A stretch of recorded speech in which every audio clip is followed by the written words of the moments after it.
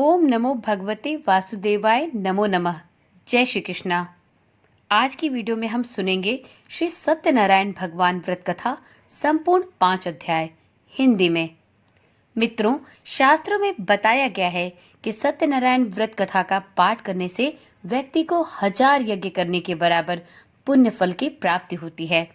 सत्यनारायण भगवान व्रत कथा में भगवान विष्णु के सत्य स्वरूप के बारे में बताया गया है। इस व्रत का पाठ करने से घर में सुख समृद्धि का वास होता है और भगवान विष्णु की कृपा सदा सर्वदा के लिए बनी रहती है। तो चलिए श्री विष्णु भगवान का हृदय से नमन करते हुए श्री सत्यनारायण भगवान के सभी 5 अध्यायों का श्रवण प्रारंभ करते हैं। तो एक बार प्रेम से बोलिए, श्री सत्यनारायण भगवान की जय। एक समय की बात है, नैमिषारण्य तीर्थ में शौनक आदि 88,000 ऋषियों ने श्री सूत जी से पूछा, हे प्रभु, इस कलयुग में वेद विद्या रहित मनुष्यों को प्रभु भक्ति किस प्रकार प्राप्त हो सकती है तथा उनका उद्धार कैसे होगा?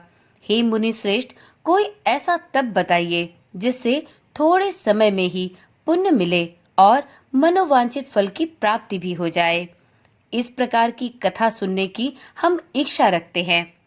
सर्वशास्त्रों के ज्ञाता सूत जी बोले, हे वैष्णवों में पूज्य, आप सभी ने प्राणियों के हित की बात पूछी है, इसलिए मैं एक ऐसे श्रेष्ठ व्रत को आप लोगों को बताऊंगा जिसे नारद जी ने लक्ष्मी नारायण जी से पूछा था और स्वयं लक्ष्मीपति ने मुनि श्रेष्ठ नारद जी से इसका विस्तार पूर्वक वर्णन किया था।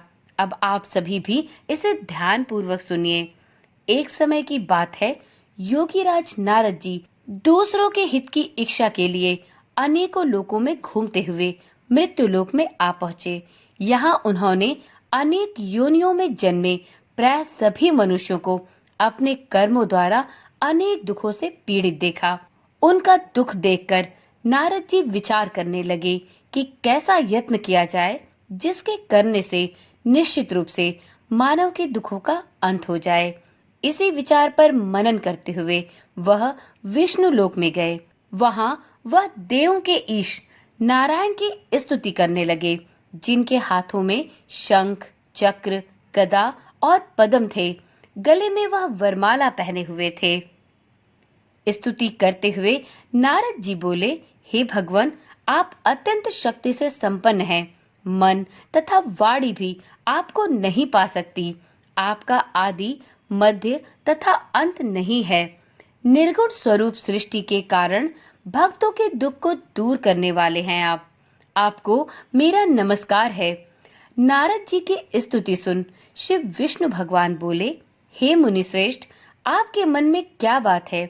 आप किस काम के लिए यहाँ पधारे हैं, उसे आप निसंकोच कहें।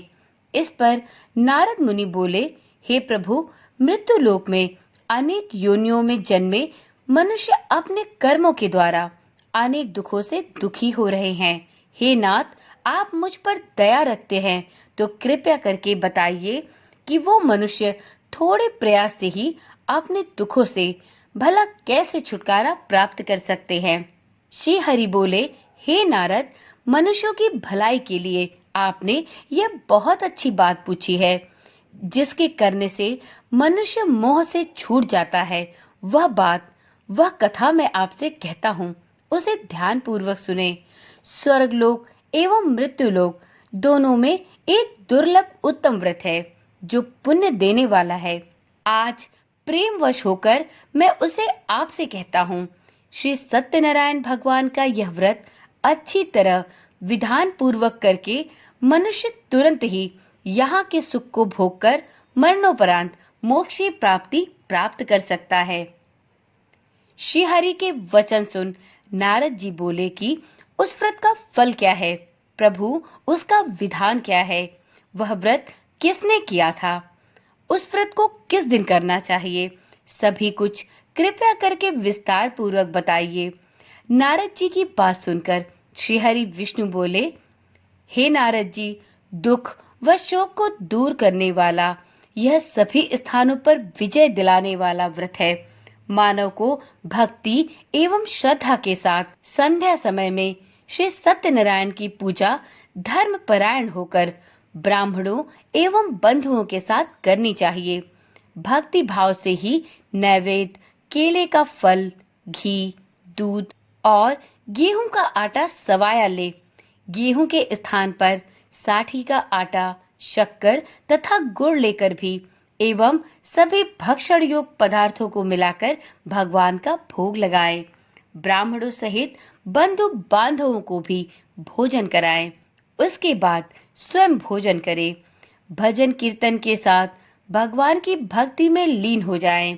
इस तरह से सत्यनारायण भगवान का यह व्रत करने पर मनुष्य की सभी इच्छाएं निश्चित रूप से पूर्ण होती हैं।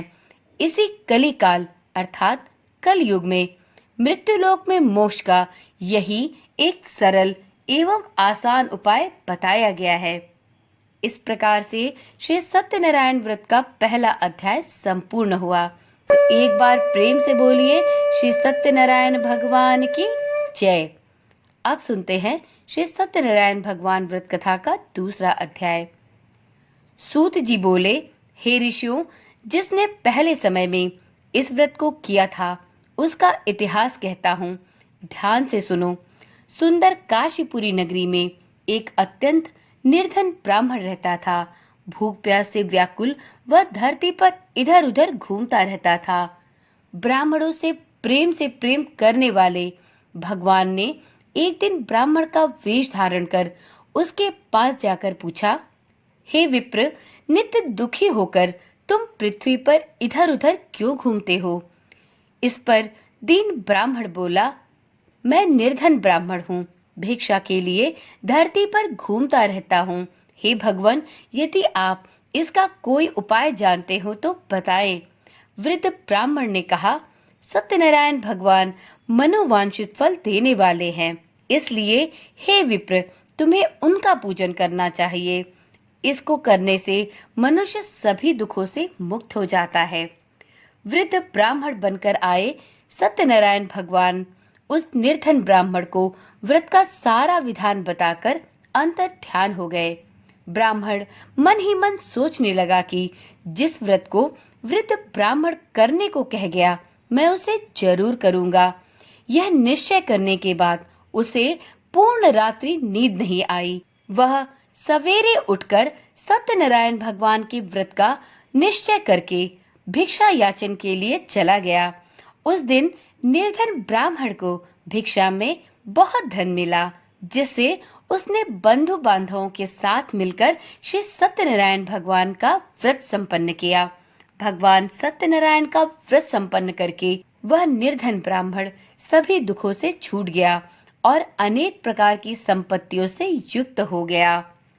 उसी समय से यह ब्राह्मण हर माह इस व्रत को करने लगा। इस तरह से सत्यनारायण भगवान के व्रत को जो मनुष्य करेगा, वह सभी प्रकार के दुखों से छुटकर इस पृथ्वी के सुखों को भोगकर मृत्यु उपरांत मोक्ष गति को प्राप्त होगा। जो मनुष्य इस व्रत को करेगा, वह भी सभी दुखों से मुक्त हो जाएगा। सूत जी बोले कि इस तरह से नारद जी से नारायण जी का कहा हुआ श्री सत्यनारायण व्रत को मैंने आपसे कहा। हे विप्रो, मैं अब और क्या कहूँ? ऋषि बोले, हे मुनिवर, संसार में उस विप्र से सुनकर और किस किसने इस व्रत को किया, हम सब इस बात को भी सुनना चाहते हैं। इसके लिए हमारे मन में श्रद्धा का भाव है। सूत जी बोले, हे मुनियों, जिसने इस व्रत को किया, वे सब ध्यान पूर्वक सुनो। एक समय वही विप्र धन और ऐश्वर्य के अनुसार अपने बंधु बांधवों के साथ इस व्रत को करने को तत्पर हुआ। उसी समय एक लकड़ी बेचने वाला बूढ़ा आदमी आया और लकड़ियां बाहर रखकर अंदर ब्राह्मण के घर में गया। प्यास से दुखी वह लकड़हारा उनको व्रत करते देख विप्र को नमस्कार कर पूछने लगा कि आप यह क्या कर रहे हैं? तो उन्होंने बताया कि मैं सत्यनारायण भगवान का व्रत कर रहा हूँ। उनके ऐसा कहने पर उस लकड़हारे ने जिज्ञासा पूर्वक पूछा, हे विप्र महोदय, इसे करने से क्या फल मिलेगा, कृपया मुझे यह भी बताएं। ब्राह्मण ने कहा कि यह व्रत सभी मनोकामनाओं को पूर्ण करने वाला एक अत्यंत चमत्कारिक व्रत है। इस व्रत को करने से सत्यनारायण भगवान की कृपा प्राप्त होती है। इनकी कृपा से ही मेरे घर में धन धान्य आदि की वृद्धि हुई है। विप्र से सत्यनारायण व्रत के बारे में जानकर लकड़हारा बहुत प्रसन्न हुआ। चरणामृत लेकर एवं प्रसाद खाने के बाद वह अपने घर वापस लौट गया। लकड़हारे ने भी अपने मन में यह संकल्प किया कि आज लकड़ी बेचने से उसे जो भी धन मिलेगा उसी से वह श्री सत्यनारायण भगवान का यह उत्तम व्रत करेगा। मन में इस विचार को लेकर बूढ़ा आदमी सिर पर लकड़ियां रख उस नगर में बेचने गया जहां धनी लोग ज्यादा रहते थे। उस नगर में उसे अपनी लकड़ियों का दाम पहले से 4 गुना अधिक मिला। बूढ़ा लकड़हारा अब प्रसन्नता के साथ अपने दाम लेकर केले, शक्कर, घी, दूध, दही और गेहूं का आटा लेकर सत्यनारायण भगवान के व्रत की अन्य सामग्रियां भी साथ लेकर अपने घर को लौट गया। वहां उसने अपने बंधु बांधवों को बुलाकर विधि विधान पूर्वक श्री सत्यनारायण भगवान का पूजन और व्रत किया। इस व्रत के प्रभाव से वह बूढ़ा लकड़हारा धन एवं पुत्र आदि से युक्त होकर संसार के समस्त सुखों को भोगकर अंतकाल में बैकुंठ धाम को चला गया। श्री सत्यनारायण व्रत कथा का दूसरा अध्याय संपूर्ण हुआ। तो एक बार प्रेम से बोलिए श्री सत्यनारायण भगवान की जय। अब सुनते हैं श्री सत्यनारायण भगवान व्रत कथा का तीसरा अध्याय। सूत जी बोले, श्रेष्ठ मुनियों, अब आगे की कथा कहता हूँ। पहले समय में उल्का मुख नामक एक बुद्धिमान राजा था। वह सत्यवक्ता और जितेंद्रिय था। प्रतिदिन देव स्थानों पर जाता और निर्धनों को धन देकर उनके कष्ट दूर करता था। उसकी पत्नी कमल के समान मुख वाली तथा अत्यंत सती साध्वी थी। भद्रशिला नदी के तट पर उन दोनों ने श्री सत्यनारायण भगवान का व्रत किया। उसी समय साधु नाम का एक वैश्य वहां आया। उसके पास व्यापार करने के लिए बहुत सा धन भी था। राजा को व्रत करते देखकर वह विनय के साथ पूछने लगा, हे राजन, भक्ति भाव से पूर्ण होकर आप यह क्या कर रहे हैं? मैं सुनने की प्रबल इच्छा रखता हूँ। कृपया करके आप मुझे बताएं। राजा ने कहा, हे सज्जन पुरुष, अपने बंधु बांधवों के साथ पुत्र आदि की प्राप्ति के लिए एक महाशक्तिमान श्री सत्यनारायण भगवान का व्रत एवं पूजन कर रहा हूँ। राजा के वचन सुन साधु आदर से बोला, हे राजन, मुझे इस व्रत का सारा विधान कहिए। आपके कथनानुसार मैं भी इस व्रत को अवश्य करूंगा। मेरी भी संतान नहीं है और इस व्रत को करने से निश्चित रूप से मुझे संतान की प्राप्ति होगी। राजा से व्रत का सारा विधान सुनकर वह व्यापारी अपने व्यापार से निवृत्त हो अपने घर को वापस पहुंचा। साधु वैश्य ने अपनी पत्नी को संतान देने वाले इस महान व्रत का वर्णन कह सुनाया और उससे कहा कि जब मेरी संतान होगी तब मैं इस व्रत को अवश्य धारण करूंगा। साधु ने इस तरह के वचन अपनी पत्नी लीलावती से कहे।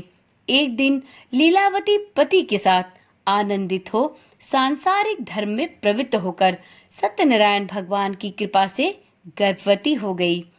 10वें महीने में उसके गर्भ से एक सुंदर कन्या ने जन्म लिया। दिनों दिन वह ऐसे बढ़ने लगी जैसे कि शुक्ल पक्ष का चंद्रमा बढ़ता है। माता पिता ने अपनी कन्या का नाम उसके गुणों के अनुरूप कलावती रखा।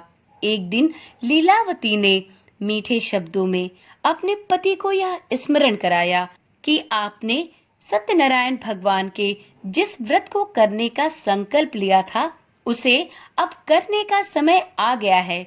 आप इस व्रत को अवश्य करिए। साधु बोला, हे प्रिय, इस व्रत को मैं उसके विवाह पर करूंगा। इस प्रकार अपनी पत्नी को आश्वासन देकर वह नगर को चला गया। कलावती अपने पिता के घर में रहकर धीरे धीरे बड़ी हो रही थी। साधु वैश्य ने एक बार नगर में अपनी कन्या को उसकी सखियों के साथ देखा तो उसे यह भान हुआ कि उसकी पुत्री अब विवाह योग्य हो गई है। उसने तुरंत ही अपने दूत को बुलाया और कहा कि मेरी कन्या विवाह योग्य हो गई है, इसलिए मेरी कन्या हेतु एक सुयोग्य वर की तलाश करो। साधु वैश्य की बात सुनकर दूत कंचन नगर में जा पहुंचा और वहां एक सुयोग्य वाणिक पुत्र का चयन कर आया। सुयोग्य लड़के को देख साधु वैश्य ने बंधु बांधवों को बुलाकर अपनी पुत्री का विवाह अत्यंत हर्षोल्लास के साथ संपन्न किया। लेकिन दुर्भाग्य की बात ये थी कि साधु वैश्य ने अभी भी श्री सत्यनारायण भगवान का व्रत नहीं किया। इस पर श्री सत्यनारायण भगवान उस साधु वैश्य पर अत्यंत क्रोधित हुए और उसे श्राप दे दिया, जिससे अब साधु वैश्य को अत्यधिक दुख झेलने पड़े। अपने कार्य में कुशल साधु बनिया अपने जमाई को लेकर समुद्र के पास स्थित एक रत्नासारपुर नगर में पहुंच गया। वहां जाकर दामाद ससुर दोनों ने मिलकर चंद्रकेतु राजा के नगर में व्यापार प्रारंभ किया। एक दिन भगवान सत्यनारायण की माया से एक चोर राजा का धन चुराकर भाग रहा था। उसने राजा के सिपाहियों को अपना पीछा करते देख चुराया हुआ धन वहां रख दिया, जहां साधु वैश्य अपने जमाई के साथ ठहरा हुआ था। राजा के सिपाहियों ने साधु वैश्य के पास राजा का धन पड़ा देखा तो वह ससुर जमाई दोनों को बांधकर प्रसन्नता पूर्वक राजा के पास ले गए और कहा कि उन दोनों चोरों को हम पकड़ लाए हैं, आप आगे की कार्यवाही की आज्ञा दें। राजा की आज्ञा से उन दोनों को कठिन कारावास में डाल दिया गया और उनका सारा धन भी जब्त कर लिया गया। श्री सत्यनारायण भगवान से श्रापित साधु की पत्नी भी अब बहुत दुखी होने लगी। घर में जो भी धन रखा हुआ था उसे एक दिन चोर चुरा कर ले गए। शारीरिक तथा मानसिक पीड़ा एवं भूख प्यास से व्याकुल होकर अन्न की चिंता में कलावती एक ब्राह्मण के घर गई। वहां उसने श्री सत्यनारायण भगवान का व्रत होते देखा। फिर कथा भी सुनी और प्रसाद ग्रहण कर वह रात्रि को अपने घर वापस आई। माता ने कलावती से पूछा, हे पुत्री, अब तक तुम कहाँ थी? तेरे मन में क्या है? कलावती ने अपनी माता से कहा, हे माता, मैंने एक ब्राह्मण के घर में श्री सत्यनारायण भगवान का व्रत होता हुआ देखा। कन्या के वचन सुन लीलावती भगवान श्री सत्यनारायण के पूजन की तैयारी करने लगी। उसे यह भान हुआ कि उसकी यह एक गलती की वजह से अब वह इस सजा को भुगत रही है। लीलावती ने परिवार एवं बंधुओं सहित श्री सत्यनारायण भगवान का पूजन प्रारंभ किया और श्री सत्यनारायण भगवान से यह प्रार्थना की कि मेरे पति तथा जमाई शीघ्र घर आ जाएं। साथ ही यह भी प्रार्थना की कि हम सबका अपराध हे प्रभु अब आप क्षमा करें और इस व्रत को स्वीकार करें। श्री सत्यनारायण भगवान इस व्रत से संतुष्ट हो गए और राजा चंद्रकेतु को स्वप्न में दर्शन देकर कहा कि हे राजन, तुम उन दोनों वैश्यों को छोड़ दो और तुमने उनका जो धन लिया है उसे भी वापस कर दो। अगर तुमने ऐसा नहीं किया तो मैं तुम्हारा संपूर्ण धन एवं राज्य तथा संतान सभी को नष्ट कर दूंगा। राजा को यह सब कहकर श्री सत्यनारायण भगवान अंतर ध्यान हो गए। प्रातःकाल जब राजा की सभा लगी तो राजा ने अपने स्वप्न को याद करते हुए अपने सैनिकों से बोला कि वणिक पुत्रों को कैसे मुक्त करके इस सभा में लाओ। दोनों ने आते ही राजा को प्रणाम किया। राजा उन वैश्य से मीठी वाणी में बोला, हे महानुभावों, भाग्यवश ऐसा कठिन दुख तुम्हें प्राप्त हुआ है, लेकिन अब तुम्हें कोई भय नहीं है। ऐसा कहकर राजा ने उन दोनों को नए वस्त्र आभूषण दिए और जितना धन उनका लिया था उससे दुगना धन करके उन्हें वापस कर दिया और इस प्रकार से दोनों ससुर जमाई अपने घर को वापस चल दिए। श्री सत्यनारायण व्रत कथा का तीसरा अध्याय संपूर्ण हुआ। तो एक बार प्रेम से बोलिए श्री सत्यनारायण भगवान की जय। अब सुनते हैं श्री सत्यनारायण भगवान व्रत कथा का चौथा अध्याय। सूत जी बोले, वैश्य ने मंगलाचार कर अपनी यात्रा आरंभ की और अपने नगर की ओर चल दिए। उनके थोड़ी दूर जाने पर एक दंडी वेशधारी श्री सत्यनारायण ने उनसे पूछा, हे साधु, तेरी नाव में क्या है? अभिमानी वणिक हंसता हुआ बोला, हे दंडी महाराज, आप क्यों पूछते हो? क्या धन लेने की इच्छा है? मेरी नाव में तो बेल व पत्ते भरे हुए हैं। वैश्य के इस प्रकार के वचन सुन भगवान बोले, तुम्हारा वचन सत्य हो।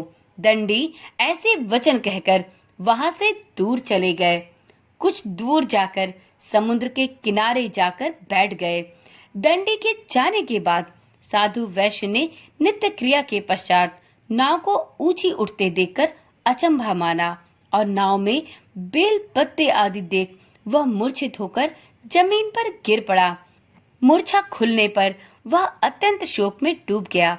तब उसका दामाद बोला कि आप शोक न मनाएं, यह दंडी का शाप है, इसलिए हमें उनकी शरण में ही जाना चाहिए, तभी हमें इस श्राप से मुक्ति मिलेगी। दामाद की बात सुनकर वह दंडी के पास पहुंचा और अत्यंत भक्ति भाव से दंडी स्वामी को नमस्कार करके बोला, मैंने आपसे जो जो असत्य वचन कहे थे उनके लिए प्रभु मुझे क्षमा कर दे। ऐसा कहकर महान शोकातुर होकर वह रोने लगा। तब दंडी भगवान बोले, हे वणिक पुत्र, मेरी आज्ञा से बार बार तुम्हें दुख की प्राप्ति हो रही है। तुम मेरी पूजा से विमुख हुए। साधु वैश्य बोला, हे भगवान, आपकी माया से ब्रह्मा आदि देवता भी आपके रूप को नहीं जानते, तब भला मैं अज्ञानी इसमें कैसे समर्थ हो सकता हूँ? कृपया आप प्रसन्न होइए। अब मैं अपने सामर्थ्य के अनुसार आपकी पूजा यथाशीघ्र करूंगा। मेरी रक्षा करे और मेरी नौका और मेरे धन धान्य को कृपा करके आप पहले जैसा कर दे। साधु वैश्य के भक्ति पूर्वक वचन सुनकर भगवान सत्यनारायण को उस वैश्य पर दया आ गई। भगवान सत्यनारायण उस वैश्य साधु से प्रसन्न हो गए और उसकी इच्छा अनुसार उसे वरदान देकर अंतर ध्यान हो गए। ससुर जमाई जब नाव पर आए तो नाव अब धन से भरी हुई थी। फिर वहीं अपने अन्य साथियों के साथ उन्होंने सत्यनारायण भगवान का पूजन करके अपने नगर की ओर प्रस्थान किया। जब नगर के नजदीक पहुंचे तो दूत को घर पर खबर करने के लिए भेज दिया। दूत साधु की पत्नी को प्रणाम कर कर कहता है कि मालिक अपने दामाद सहित नगर के निकट आ गए हैं। दूत की बात सुन साधु की पत्नी लीलावती ने बड़े हर्ष के साथ सत्यनारायण भगवान का पूजन कर अपनी पुत्री कलावती से कहा कि मैं अपने पति के दर्शन को चाहती हूँ, तू कार्य पूर्ण कर शीघ्र आ जाना। माता के ऐसे वचन सुनकर कलावती पूजा क्रिया संपन्न होने के बाद शीघ्रता में प्रसाद छोड़कर अपने पति के पास चली गई। प्रसाद की अवज्ञा के कारण श्री सत्यनारायण भगवान उससे रुष्ट हो गए और नाव सहित उसके पति को पानी में डुबो दिया। कलावती अपने पति को वहां न पाकर रोती हुई जमीन पर गिर पड़ी।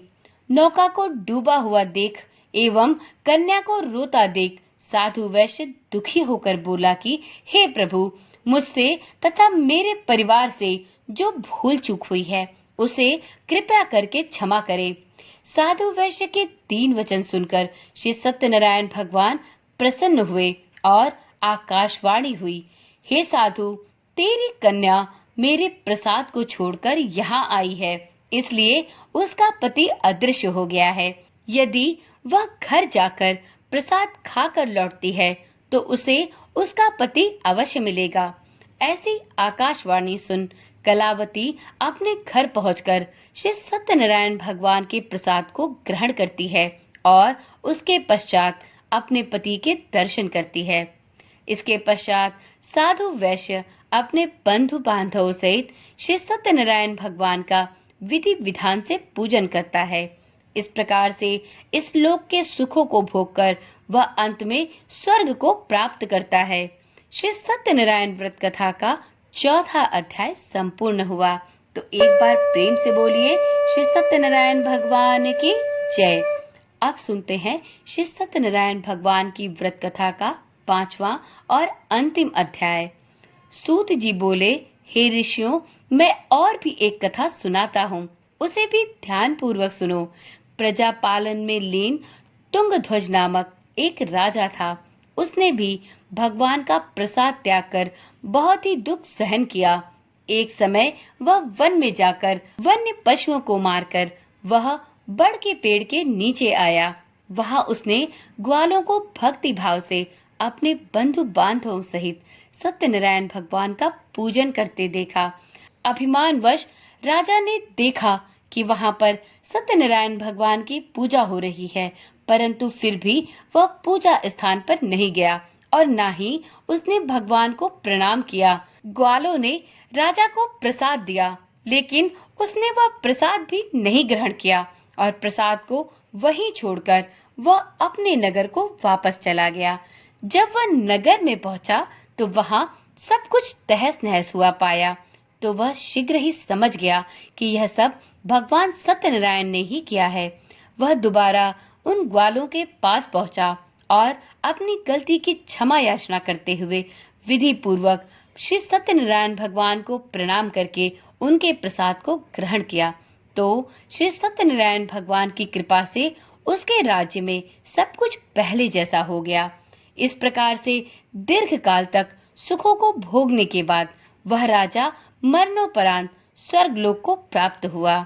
इस प्रकार से जो भी कोई मनुष्य परम दुर्लभ इस व्रत को धारण करता है तो उसे भगवान सत्यनारायण की अनुकंपा अवश्य ही प्राप्त होती है। उसे श्री सत्यनारायण की अनुकंपा से धन धान्य की प्राप्ति होती है। इस व्रत को धारण करने से निर्धन व्यक्ति भी धनी हो जाता है और भय मुक्त होकर इस जीवन को जीता है। संतानहीन मनुष्य को संतान का सुख प्राप्त होता है और सारे मनोरथ पूर्ण होने पर मानव अंतकाल में बैकुंठ धाम को प्राप्त करता है। इस प्रकार से सूत जी बोले, जिन्होंने पहले इस व्रत को किया है, अब उनके दूसरे जन्म की कथा भी कहता हूँ, इसे ध्यान पूर्वक सुनो। वृद्ध शतानंद ब्राह्मण ने सुदामा का जन्म लेकर मोक्ष की प्राप्ति की। लकड़हारे ने अगले जन्म में निषाद बनकर मोक्ष प्राप्त किया। उल्कामुख नाम का राजा दशरथ होकर बैकुंठ को प्राप्त हुए। साधु नाम के वैश्य ने मोर ध्वज बनकर अपने पुत्र को आरे से चीरकर मोक्ष गति को प्राप्त किया। महाराज तुंगध्वज ने स्वयंभू होकर भगवान में भक्ति युक्त होकर कर्म कर मोक्ष की प्राप्ति की। तो इस प्रकार से जिन लोगों ने श्री सत्यनारायण भगवान की व्रत कथा सुनी, श्री सत्यनारायण भगवान का व्रत किया, उन्होंने इस जन्म के सुखों को भोग कर मृत्यु उपरांत बैकुंठ लोक की प्राप्ति की। इस प्रकार से श्री सत्यनारायण व्रत कथा का 5वां अध्याय संपूर्ण हुआ। तो एक बार प्रेम से बोलिए श्री सत्यनारायण भगवान की जय। तो चलिए मित्रों, आज की वीडियो यहीं पर समाप्त करते हैं। फिर मिलते हैं अगली वीडियो में। तब तक के लिए ओम नमः शिवाय, जय श्री कृष्णा, राधे राधे।